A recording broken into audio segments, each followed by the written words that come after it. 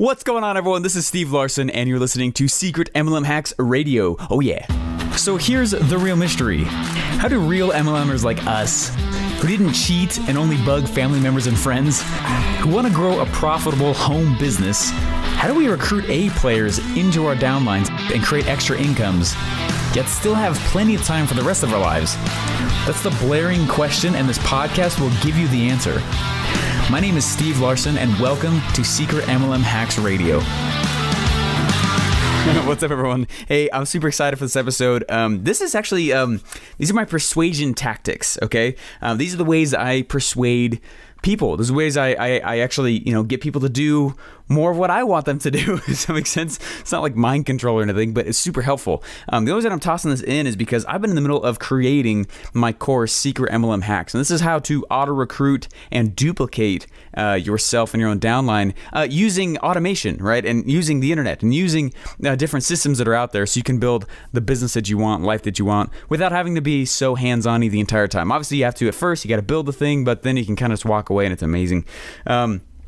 And what I've been doing is I was literally about to turn the camera on and start teaching and putting these things together, and I was like, something is missing. I'm not sure what it is. And a lot of it was some of these persuasion tactics. Something just felt off. And so I went back through and I started drawing pictures to describe all the principles, which made it a whole lot easier to understand, a whole lot easier to teach, probably a lot easier to remember and actually use and actually implement. So I'm excited that it's taken an extra week or two for me to go through and think in terms of pictures and actually go create this thing, which has been really fun though.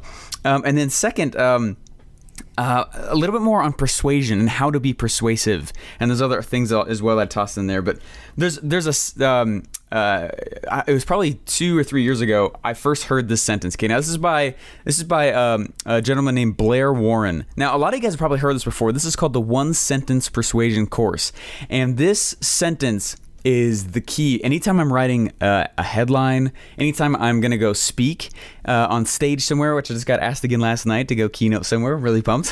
I'm really excited about that. I love speaking. It's a lot of fun. And then anytime I'm going to do any type of communication at all, I use this next sentence that I'm going to read to you as like a backbone to turn up the sexy. Does that make sense? Here it is. Let me just read it first, and then let me tell you why. All right, here's again. This is called the One Sentence Persuasion Course by Blair Warren. He said, "People will do anything for those who encourage their dreams, justify their failures, allay their fears, confirm their suspicions, and help them throw rocks at their enemies." Okay, think about that. Okay, let me say it one more time just so you got it in there. Okay, people will do anything for those who will encourage their dreams, justify failures, allay fears, confirm suspicions, help them throw rocks at their enemies.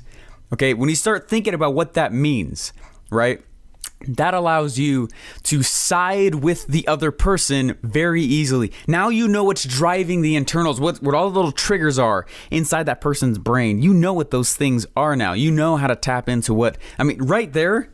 One Sentence Persuasion Course. Boom. It's a really short report. You actually can go get it if you just Google One Sentence Persuasion Course. There's a PDF. It's the second thing that shows up. You can click on it, and it's right there. This is on page 4. And anyway, I'm a huge fan of this. So when I need to go persuade somebody, hey, join my downline, or when I need to persuade somebody, hey, here's a product, or when I need to persuade somebody to do anything, right? A lot of times when so this is what I use, like I said, to turn up the sexy on whatever's I'm saying. So instead of a headline being 10 ways to what if I said how to use Google to rank your course? Okay, let's just say that was a headline, right? I'm just making this up on the spot. But if that was 10 ways to rank your business on Google, you could turn up the suspicion, you could turn up the sexy, you could help them throw rocks at enemies and justify fears, confirm suspicions. If you just merely switch that headline to say 10 ethical ways to rank your business on Google. Wait, ethical? Just by throwing that one word, I'm confirming suspicions that there are unethical ways to do it. Does that make sense? Help them throw rocks at enemies. 10 ways to rank your business on Google's big machine. Gosh, super hard to do on the spot, and especially without writing it. I usually write them down, and what I'll do is I'll write down like 10 different headlines with each one of those elements in there. I try and make a headline that's based on encouraging dreams, make a headline that's based on justifying failures, another one that's based on allaying fears, which means to put to rest. You're like, oh, don't worry, your fears are nothing. Confirming suspicions. I'll make another headline based on that. If I was going to go do that, like, that's how I would do it. That's how I do it. That's what, every time I go and do a headline critique with somebody, one of my coaching students, whatever it is, I always go back through and I look at their headlines. And one of the easiest things you can do is go turn up the sexy through this one sentence persuasion course. Okay. So that's the first part. Okay, when I think about my persuasion tactics, when I think about what it is that I'm trying to do and I want to get somebody to do, and obviously this isn't mind control. Don't lie ever. Don't be unethical. Anyway. You can be shady in so many areas of life. I just encourage you not to do it. It's not worth it. Your integrity is not worth whatever you're about to lie about. Your integrity is not worth it. And so.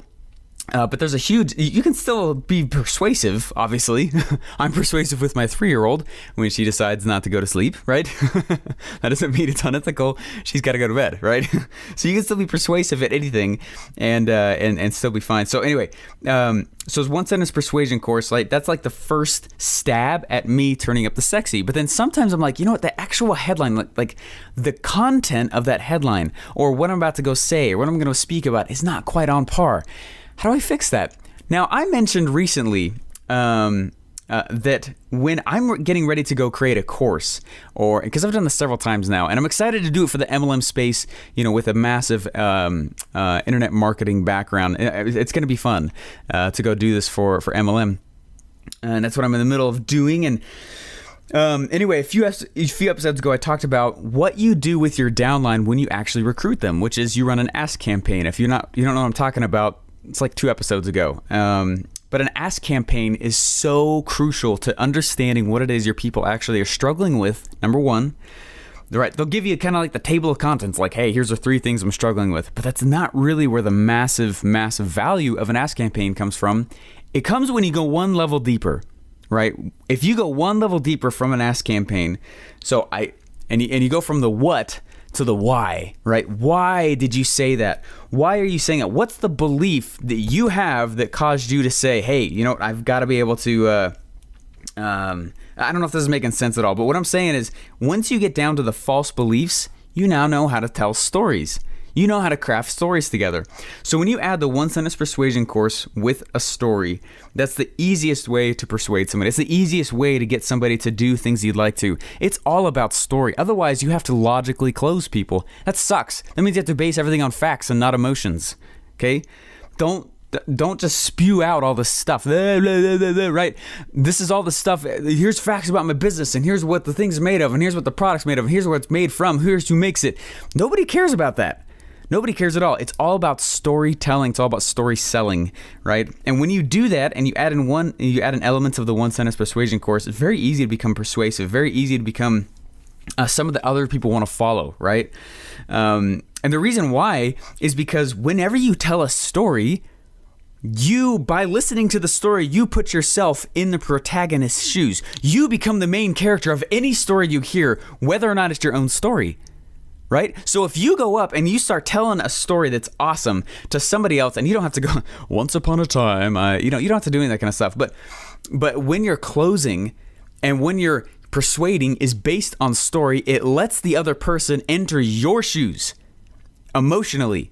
So then you can tell facts from the emotional side, and you can say, this is why I like this, because it's changing my life, and look at all the great things it's been doing for these people over here. And I didn't think this would work. And the reason I thought it wouldn't work is because of X, Y, and Z. You know what I mean? You start getting into the actual storytelling itself. It allows the other person to become the protagonist in your story. If you tell the story emotionally enough. And if you don't think you are, you use the one sentence persuasion course. Anyway, hey guys, I know this what I've been saying here, it might feel like I'm kind of jumping around. I'm so sorry. It's because this is like one of the core pieces of marketing altogether, is understanding what the false beliefs of your audiences are and then crafting stories around them. And then you kind of turn up the sexy with things like the one sentence persuasion course. That's like the basis of marketing, right? The transfer of belief, right? That's what marketing was defined by, I think it was Jay Abraham that said this. marketing's only two roles, what was it? Is to educate and tell stories. I think that's what it was. Educate and tell stories and switch beliefs. I think that was like the crux of it, though.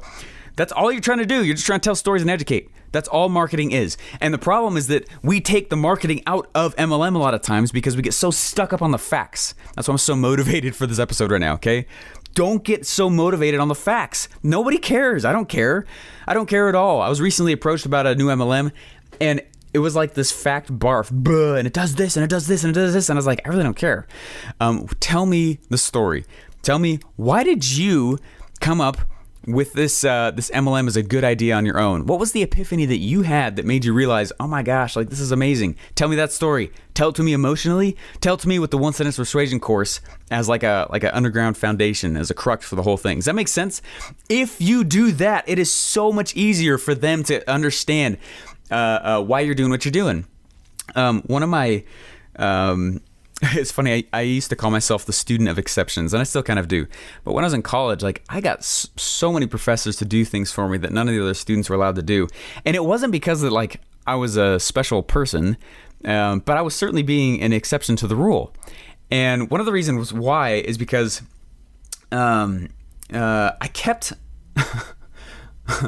I kept telling stories of my situations in ways that the professors felt for me rather than fought against me. You know, this is the exact same thing. If you can go out and you start telling the story and you start telling basically the reasoning why you got into it, it's very hard for people to label things as unreasonable. This is something that Tim Ferriss talks about in the 4-Hour Workweek a lot. It's a great book. If you haven't read it, I would go read it. But in the 4-Hour Workweek, he says it's very, very difficult for someone to label something as unreasonable. Meaning, if I'm going to go ask for something, or if I'm going to go try and recruit somebody into my downline, and I start saying things like, if I start fighting somebody logically, which you should never fight over the MLM anyway, but some people do, okay? One of my favorite follow-up questions is to say, is that unreasonable? Yeah, I love it. I love that if you could just jump on the phone with me in a little bit here, and we could just go through some questions you might have. And if anything, it's just for my own practice. Is that unreasonable? It's really hard for someone to say that's unreasonable because you've just spent tons of time and they know that it's not unreasonable. Does that make sense? And when you do that, though, it takes them away from the fact side and into the emotion side. And we are all emotional buyers. We are all emotional buyers. Closing is a logical thing, but selling is emotional. Buying is emotional. Anyway, I feel like I just barfed on you guys, and I'm doing exactly what I told you guys not to do. But that's the main crux of this episode, is that when I was putting these things together, I was like, this is like, when I was doing door-to-door sales, anytime it stopped working for me, was because I jumped into the fact side. Is it safe for my kids? I was selling pest control door to door, and it's like, is it safe for my kids? Well, let me tell you, and I just barf all over them, and they would be like, huh. And even if it was great information, they'd still like back up and they're like, oh, stop talking, man. You've been talking for 3 minutes about just that one question I had. I was just asking what your name is, not your genealogy. You know what I mean? Anyway. So jump into the emotions. All about telling an emotional story through the one sentence persuasion course, so that you can put them into your shoes, so that they have a hard time labeling you as unreasonable. Does that make sense? That's I'm trying to close it all full circle right here. Don't go create a story. Figure out what your story is. Why the heck did you join an MLM? Why are you in MLM? Have you ever asked yourself that? Why did you join? Was it because somebody just asked you and you're like, oh, I'm just a follower? You know what I mean? That's okay if that's why you did. Just know why. And understand what your story was. What was the reason? What was the epiphany you had for why you joined the MLM? Understand what that story is. Get good at telling that story in an emotional state. Does that make sense?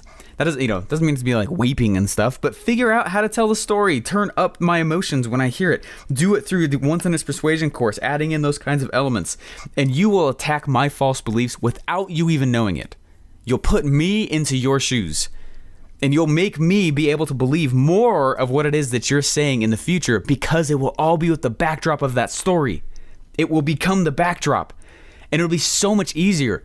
This is marketing, right? When you talk about MLM, multi-level marketing, a lot of people don't know how to market. It's mostly because a lot of people don't know how to tell stories. Go study storytelling, okay? And that's what the formulas for how to tell stories. That's something that's I'm putting inside the Secret MLM Hacks course coming up here. Anyway, I feel like I'm beating a dead horse now, but I hope you had epiphanies with this.